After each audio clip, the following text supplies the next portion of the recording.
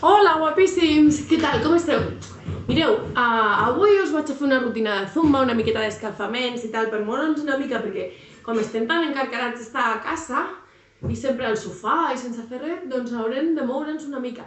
Perquè penseu que el moviment de ball és molt semblant a com quan caminem o quan juguem, d'acord?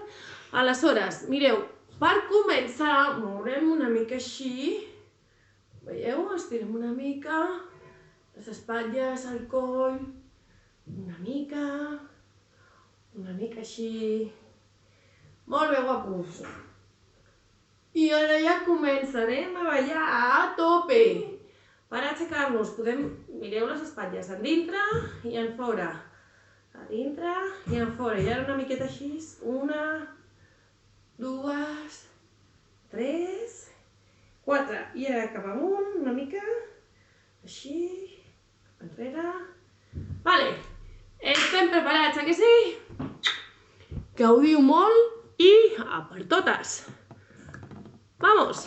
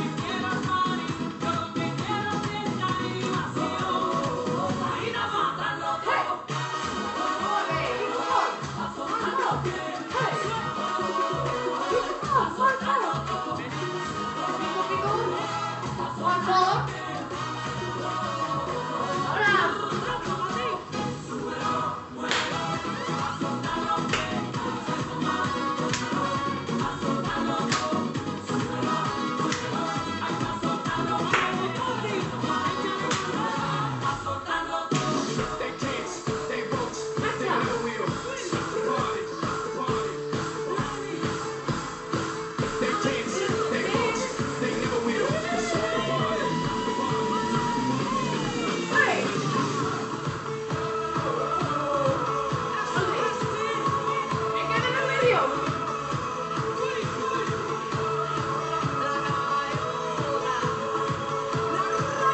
piccolo avanti.